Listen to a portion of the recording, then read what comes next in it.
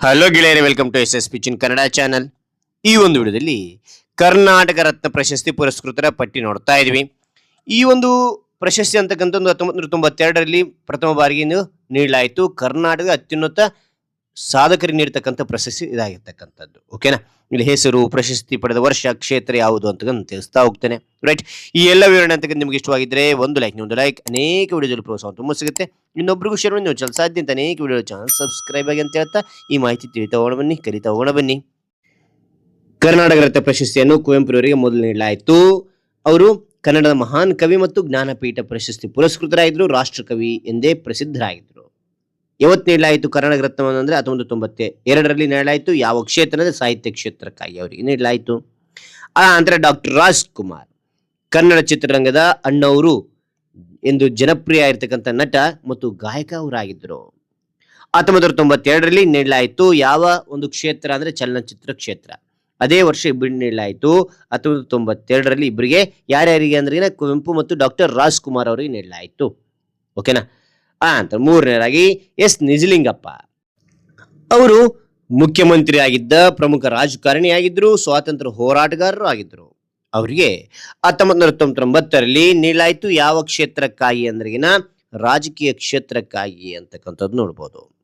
CNR Rao, Chintamani Nagesh Ramachandra Rao ಅಂತೇಳಿ ಅವರ ಪೂರ್ಣ ಹೆಸರು. ಯಾವತ್ತು ನೀಡಲಾಯಿತು ಅಂದ್ರೆಗಿನ 2000 ನೀಡಲಾಯಿತು. ಯಾವ ಕ್ಷೇತ್ರ ಅಂದ್ರೆ ವಿಜ್ಞಾನ ಕ್ಷೇತ್ರ. ಪ್ರಸಿದ್ಧ ವಿಜ್ಞಾನಿ, ರಸಾಯನಶಾಸ್ತ್ರದಲ್ಲಿ ಜಾಗತಿಕ ಖ್ಯಾತಿ ಪಡೆದಿದ್ರು ಅವರು. ಓಕೆನಾ, ರೈಟ್. ಅಂತ ಡಾಕ್ಟರ್ ದೇವಿ ಪ್ರಸಾದ್ ಶೆಟ್ಟಿ ಅವರು ನಾರಾಯಣ ಹೃದಯಾಲಯದ ಸ್ಥಾಪಕ, ಕೃತಕ ಹೃದಯ ಶಸ್ತ್ರಚಿಕಿತ್ಸೆಯಲ್ಲಿ ಪ್ರಪಂಚದ ಪ್ರಸಿದ್ಧ ವೈದ್ಯರು. ಅವರಿಗೆ 2001ರಲ್ಲಿ ನೀಡಲಾಯಿತು. ಯಾವ ಕ್ಷೇತ್ರ ಅಂದ್ರೆ ವೈದ್ಯಕೀಯ ಕ್ಷೇತ್ರಕ್ಕಾಗಿ ನೀಡಲಾಯಿತು.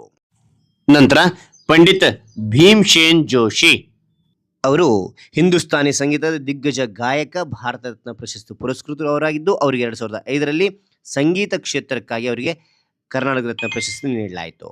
ಶ್ರೀ ಶ್ರೀ ಶ್ರೀ ಶಿವಕುಮಾರ ಸ್ವಾಮೀಜಿ ಅವರು ಸಿದ್ಧಗಂಗಾ ಮಠದ ಅಧ್ಯಕ್ಷರು, ಶಿಕ್ಷಣ ಮತ್ತು ಸಮಾಜ ಸೇವೆಯಲ್ಲಿ ಅಪಾರ ಕೊಡುಗೆ ನೀಡಿದರು. ಆದ ಕಾರಣ ಅವರಿಗೆ 2007ರಲ್ಲಿ ನೀಡಲಾಯಿತು. ಯಾವ ಒಂದು ಕ್ಷೇತ್ರ ಅಂತಂದ್ರೆಗಿನ ಸಾಮಾಜಿಕ ಸೇವೆಗಾಗಿ ಅವರಿಗೆ ನೀಡಲಾಯಿತು ಅಂತಕ್ಕಂಥದ್ದು ನಾವು ನೋಡ್ಬೋದು. ಓಕೆ, ಅದಾನಂತರ ಜವರೇಗೌಡ ಇವರು ಖ್ಯಾತ ಶಿಕ್ಷಣವೇತ್ತ, ಸಾಹಿತಿ ಮತ್ತು ಭಾಷಾ ಪಂಡಿತರಾಗಿದ್ದರು. ಇವರಿಗೆ 2008ರಲ್ಲಿ ನೀಡಲಾಯಿತು. ಯಾವ ಒಂದು ಕ್ಷೇತ್ರಕ್ಕೆ ಅಂದ್ರೆಗಿನ ಸಾಹಿತ್ಯ ಕ್ಷೇತ್ರಕ್ಕಾಗಿ ನೀಡಲಾಯಿತು ಅಂತಕ್ಕಂಥದ್ದು ನೋಡ್ಬೋದು.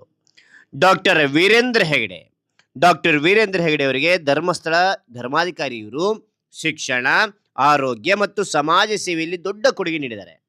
2009ರಲ್ಲಿ ಇವರು ನೀಡಲಾಯಿತು. ಯಾವ ಒಂದು ಕ್ಷೇತ್ರಕ್ಕಾಗಿ ಅಂದ್ರಿನ ಸಾಮಾಜಿಕ ಸೇವೆಗಾಗಿ ಇವರು ನೀಡಲಾಯಿತು. ಯಾವುದು ಅಂದ್ರಿನ ಕರ್ನಾಟಕ ರತ್ನ ಪ್ರಶಸ್ತಿ ನೀಡಲಾಯಿತು ಇವರಿಗೆ ಅಂತಕ್ಕಂಥ ನೋಡುವುದು 2009ರಲ್ಲಿ. ಪುನೀತ್ ರಾಜ್ಕುಮಾರ್ ಅವರು ಯುವ ನಟರಾಗಿದ್ರು, ಚಿತ್ರರಂಗದಲ್ಲಿ ಜನಪ್ರಿಯತೆ ಹೊಂದಿದ್ರು, ಸಮಾಜ ಸೇವೆಗೆ ಹೆಸರುವಾಸಿಯಾಗಿದ್ರು. ಇವರು ಮರಣೋತ್ತರವಾಗಿ ಕರ್ನಾಟಕ ರತ್ನ ಪ್ರಶಸ್ತಿ ನೀಡಲಾಯಿತು. ಎಂದು ಅಂದ್ರಿನ 2022ರಲ್ಲಿ ನೀಡಲಾಯಿತು. ಯಾವ ಒಂದು ಕ್ಷೇತ್ರಕ್ಕೆ ಅಂತಂದ್ರಿನ ಸಿನಿಮಾ ಅಥವಾ ಚಲನಚಿತ್ರ ಅಂತಕ್ಕಂಥದ್ದು. ಚಲನಚಿತ್ರ ಅಥವಾ ಸಿನಿಮಾ ಎರಡು ಒಂದೇನೆ. ಓಕೆನಾ, ಸಿನಿಮಾ ಮತ್ತು ಸಾಮಾಜಿಕ ಸೇವೆಗಾಗಿ ಇವರಿಗೆ ನೀಡಲಾಯಿತು ಅಂತಕ್ಕಂಥದ್ದು ನೋಡ್ಬೋದು. ಸಾಮಾಜಿಕ ಸೇವೆಗಾಗಿ ಅಂತಕ್ಕಂಥ ತಿಳಿಬೋದು.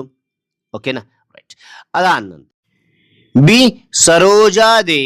ಸರೋಜಾದೇವಿಯವರು ಕನ್ನಡ, ತಮಿಳು, ತೆಲುಗು ಚಿತ್ರರಂಗದ ದಿಗ್ಗಜ ನಟಿಯಾಗಿದ್ದರು.